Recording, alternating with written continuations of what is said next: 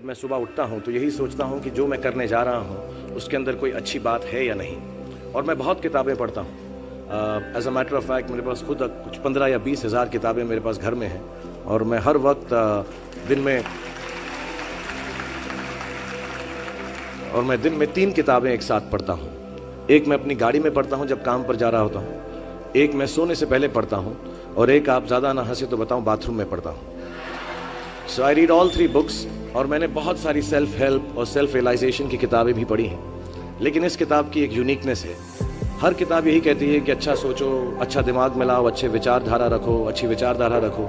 लेकिन ये किताब के अंदर बताया गया है कि किस तरह वो विचारधारा आपके अंदर उत्पन्न हो सकती है। How can this be created from the inside. And the second unique quality of this book is कि ये सब कहना बहुत अच्छा है कि अच्छी विचारधारा रखो, लेकिन हमारे अराउंड इतनी नेगेटिविटी रहती है, हम हमेशा बुरे ख्याल इंसान को बहुत जल्दी आ जाते हैं।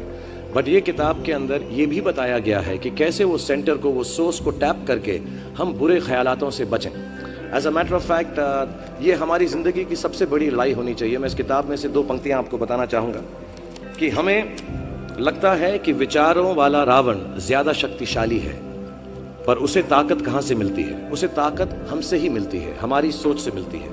इस किताब में उस सोच, उस सोर्स को कंट्रोल करना सिखाया गया है। और मैं इस्लामिक रिलीजन का हूँ, मैं मुस्लिम हूँ। हमारे में एक वर्ड है जो बहुत मिसयूज़ होता है, जिहाद। जिहाद का भी थॉट प्रोसेस बिल्कुल यही है कि हमारे अंदर जो बुरी सोच है उसको कॉन्कर करना, उसके लिए लड़ना, उसे जिहाद कहते हैं। बाहर सड़कों पे लोगों को मारने को जिहाद नहीं कहते। 2-3 बातें और कहूँगा लोगों के बारे में जिन्होंने मुझे यहाँ पर बुलाया है, इनसे मेरी मुलाकात हुई और बहुत अच्छा लगा मुझे। जैसा मैंने कहा कि सुबह उठते ही अच्छी थॉट्स सोचो। इस किताब में 2-4 लाइनें और ऐसी हैं जो मुझे लगता है हमको सोचने पर मजबूर करती हैं। If you get up in the morning and if you think only good thoughts, किसी के लिए बुरा मत सोचो, सिर्फ अपना अच्छा सोचो। मैं बड़ा सेल्फिश आदमी हूँ और मैं बिलीव करता हूँ कि अगर दूसरों का सोचने का मौका ना मिले, अपने लिए भी सिर्फ अच्छी बात सोचो। ये मत सोचो कि दूसरा हार जाए, ये सोचो कि मैं कैसे जीतूं। It's only a way that you can turn around the same thought. Because as this book says, विश्व में किसी भी चीज के भौतिक निर्माण से पहले उसका विचारों में निर्माण होता है, which is true. I believe all things created in this world are created by our own thoughts. जो विचार होश और जोश में किए जाते हैं वे ही हकीकत को बदलते हैं। दुनिया वैसी नहीं है जैसा आप सोचते हो, दुनिया वैसी है जैसे आप हो। सो जो भी आपको कभी कभार दिल में आता है कि ये इंसान में से अच्छाई नहीं कर रहा है, ये घटिया है, ये बुरा है, ये जो सिचुएशन है अच्छी नहीं है, as a matter of fact अगर आप अपना नजरिया बदल के रात को सोने से पहले उसी आदमी के बारे में उसके पॉइंट ऑफ व्यू से देखें, उसी सिचुएशन को एकदम नेगेटिविटी के बिना देखें, तो आपको मालूम पड़ेगा कि सिचुएशन इतनी बुरी नहीं है। आपके अराउंड जो लोग हैं, दोस्त हैं या दुश्मन जिन्हें आप समझते हैं, वो एक्चुअली दुश्मन नहीं है। So it is the way you think of the world, that is how the world will look to you, is the most important aspect of this book. मुझे अपनी भी मुझसे पूछा इन्होंने सवाल, मैंने पूरा जवाब नहीं दिया कि मैं जब छोटा था तो कैसा सोचता था। मैं सोचता था कि इतना बड़ा स्टार बन जाऊंगा। आई रिमेंबर मैंने टीवी में एक सीरियल किया था, आप लोग शायद बहुत सारे यहाँ पे छोटे इन्होंने देखा नहीं होगा, एक फौजी सीरियल किया था मैंने।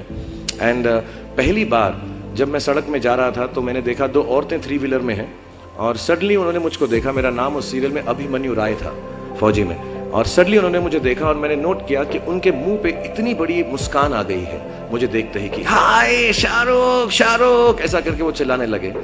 And to me the greatest moment in my life and the greatest desire in my life became कि मैं लोगों को मुस्कुराने की रीजन दे सकूं, उनको मुस्कुराने का रीजन दे सकूं। तो जब मैं मुंबई आया, जैसे जवान लोगों के थॉट्स होते हैं कि मैं बहुत पैसे कमाऊंगा, बहुत नाम कमाऊंगा, बड़ा घर करूंगा, मेरे दिमाग में 2 मेन चीजें इन सब मटेरियल चीजों के पीछे थी।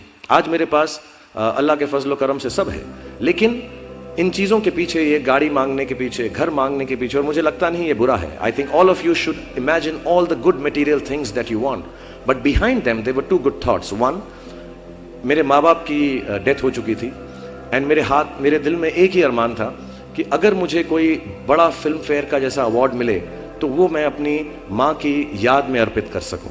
तो my main dream was that I should win the award and become so big that my mother can see me from heaven मेरे दिल में ये था। और दूसरी बात ये थी कि जो भी मैं काम करूं, जितने साल भी मैं काम करूं, मैं लोगों को मुस्कुराने के रीजंस देता रहा हूं।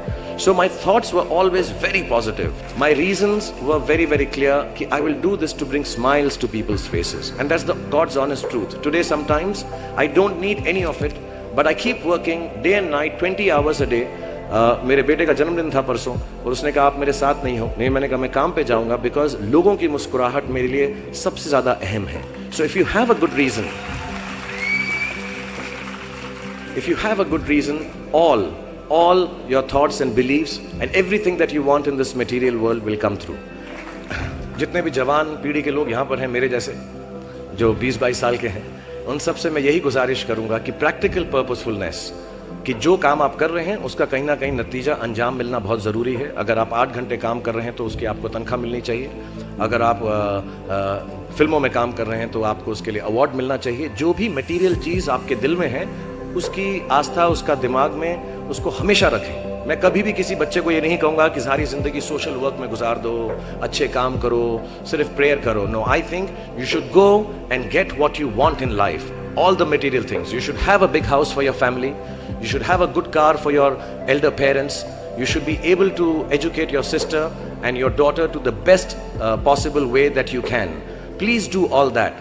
But somewhere in your heart, remember that each job that you do, जो भी कार्य आप करें, जो भी काम आप करें, उससे कहीं ना कहीं ह्यूमैनिटी का कुछ ना कुछ पॉजिटिव होना जरूरी है। कहीं ना कहीं पर उनका बढ़ावा होना जरूरी है। If you keep that thought in mind, मैं भी आपको बताऊंगा, कुछ लोगों ने स्टीव जॉब्स के बारे में सुना होगा। अभी रिसेंटली उनका देहांत हुआ।